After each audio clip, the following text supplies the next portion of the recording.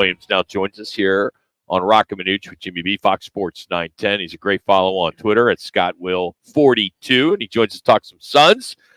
Scott, let's start with Devin Booker and his play. Any concerns at all on what you saw on Saturday with his play? Because it wasn't to Booker-ish, levels that I think, would have liked to have seen. What's up, gentlemen? First of all, hello, happy Monday. I'm thinking I'm getting a little doom and gloom in your voice there, my friend. No reason to hit the panic button. Listen, Devin Booker did not have a good game. Okay, let's face it. He didn't have a Devin Booker-ish playoff game that we're so used to seeing in the early games of 2023. Just 2 field goals in that first quarter, and then 1 field goal came his next one late in the third. So that was kind of devastating. That's when the T-Wolves won on that big 19-4 run. So it kind of blew the doors kind of wide open off the Suns. So just 5 of 16 shooting. A number of things you can blame it on. One, right? It's let's just face it. It's tough to beat a team 3 times in a row. It's extremely hard to beat a team 4 times in a row. And let me just put it in perspective this way. What do the Thunder, Cavs, Knicks, Nuggets, Celtics, Clippers, Bucks all have in common?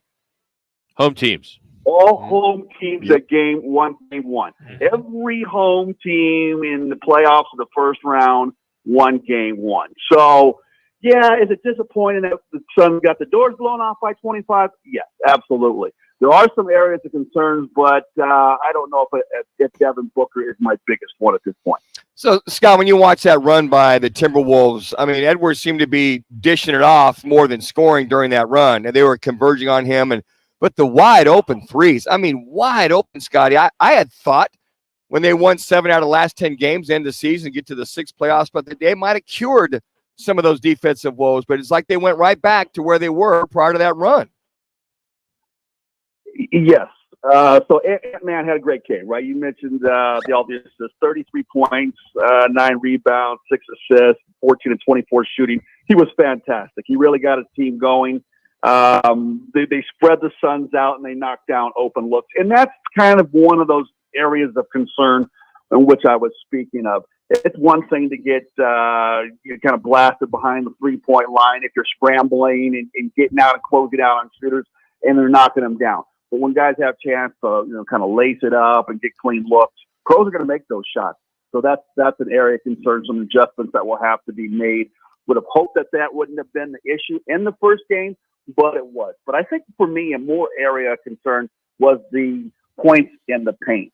52 to 34 points in the paint and got, banged up in a variety of different ways. And you got to give Rudy Gobert a lot of credit. I mean, he's a roadblock down there. He gets 14 points, 16 boards, but also deters guys from driving it to the hole. Suns actually got to the free throw line more than the T-Wolves, but I think it wasn't the normal fashion. I think it wasn't Booker able to slashing to the basket the way he's accustomed to. And Grayson Allen trying to drive it in there, was stoned and turned away. Just 3 shots of the game, both of those, all 3 of those from behind the arc, and none of them went down. So their bench outplayed our bench.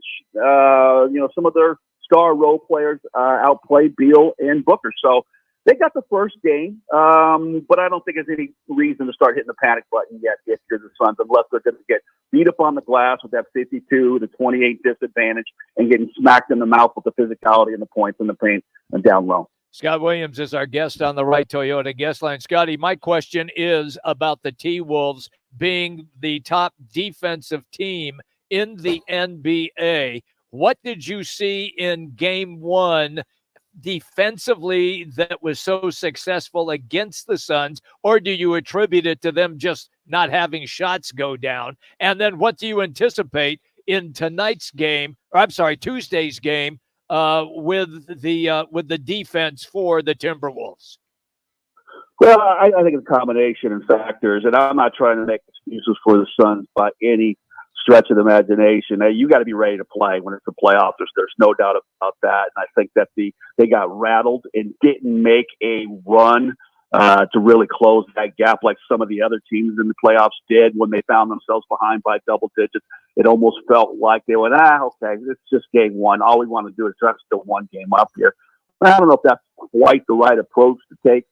Yusuf Nurkic has got to play better, just 4 rebounds in the game. Obviously talk about some of the bench totally getting outscored as well with a 40-18 disadvantage and bench points. But a lot of this has to do with the fact that they're at home. When they got that home crowd behind them, seemed like the T-Wolves just fed on that energy. They were more aggressive. They were more physical. Like you said, they spread the team out. They got the steals and the transition buckets to really keep the crowd engaged. Frank Vogel, this is why he gets paid the big bucks right now. Now he and that brain trust got to go to work and figure out how do we get Anthony Edwards to play more like the player we had him, down in the regular season, where he was only scoring 14 points a game. I can hold Anthony Edwards to 14, but not the guy that goes out there and goes 14 for 24 for 33 points. So Scott, who do you start if Allen can't go? And they're hoping we all do. I think they need his shooting. Do you put O'Neal in there, who played pretty well? Was he 5 for 10? And then 4 out of 8 3-point ball. Do you put him in there, sacrifice the speed for small ball, or vice versa? How do you look at replacing somebody in that 5-man spot? Well, it's going to be interesting. Obviously, ankles are tricky. It all kind of depends on the severity of the ankle. I think in the playoffs, even if no one's 100% at this point in time in the season, but if he's close to being able to give it a strong go, you start him, and I think you let him play. If he's going to be down around 50% or less, then you got to fit him and think that, okay, we're going to give him Sunday, Monday, Tuesday, Wednesday, Thursday off. He doesn't have to see the court again until Friday. Maybe that's the smarter move, and you plug a guy like Royce O'Neal, like you said, who played well coming off the pine. He was one of the few bright spots for the Suns off of that bench. So you throw him in there, a physical defender, maybe can get out there on the perimeter and close out on some of those 3-point shooters and use a little bit more of his strength to try to get some boards as well. So it's an interesting, situation, and I'm not, part of the know of what the severity of that ankle roll is, but something that they're definitely want to keep an eye on. If he's going and not able to contribute, then they got to get him out of the game and rest him until Friday. Scott, he has started 74 of the 75 games he's played. You can make a case that he is the MVP of this team this year. 13 points a game. I mean, the guy has had such a great year, league leader in 3-pointer percentage. Everybody knows all that stuff, but I'm concerned if he is not playing tomorrow and if this injury is even worse than expected, this team needs this guy in there to have this offense flow better. Yeah. Listen, you get used to roll. You get used to KD and Book and Beal. They all get used to having a 3-point specialist, a sharpshooter out there on that 3-point line that they can drive and dish to. It's definitely a luxury to have. But if you're going to tell me back in when it was at June or July or going back into September, we're going into the season that we're going to count on Grayson Allen to be the X factor in the playoffs, I would have totally disagreed with you. You got a big 3 for a reason. It's time for those guys to step up and show why they are the superstars that they are. And there's other players that have stepped up on other teams that have done it as well. I mean, look at what Damian Lillard did in the first half without Antetokounmpo. He goes for 35 points and got his team off and rolling in that game. Kawhi Leonard is banged up for the Clippers, and they had guys step up and they get that big win over the Mavericks. So it's time. There is no, woe is us. We lost one of our key contributors. They have enough. They just got to go out there and play better than they did in game number 1. You talked a little bit about some other stars. I just want to drop this one on you because I know that you have played in the Mile High City of Denver. The Lakers were in the game last night or the other night, Saturday night, against the Nuggets, and then it looked like the fourth quarter they were just gassed. Was that a case because they're playing in Denver and playing at over 5,000 feet? And if it was, will they be better in tonight's game and not get as exhausted? How did that work for you? Yeah, there's a reason. There's a big sign outside the visitors' locker room that says "Welcome to Denver, elevation 5,280 feet." So it definitely it's more than just a mental mind game. Physically, you know that you can wear a team down because you are acclimated to that.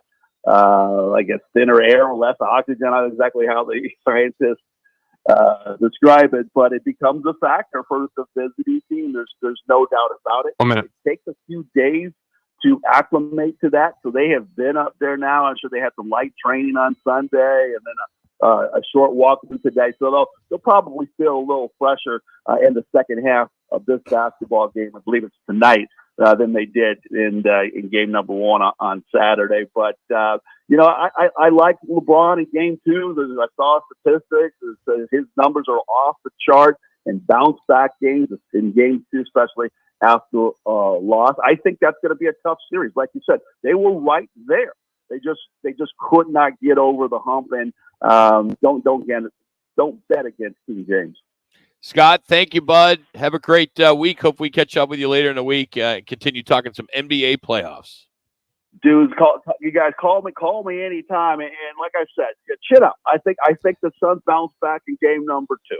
You got it. Scott called it out. Go Suns. He got it. Go. That's Scottie Williams, 3-time NBA champion. Of course, also works for Grand Canyon University as their TV color analyst. Follow him on Twitter at ScottWill42. And Scott is brought to you today by All City Towing. If you are looking for a career change, All City Towing continues to look for new people to join the team. Head to allcitytowing.com and search careers. All City Towing, statewide service. They answer your call 24/7. Again, just search careers.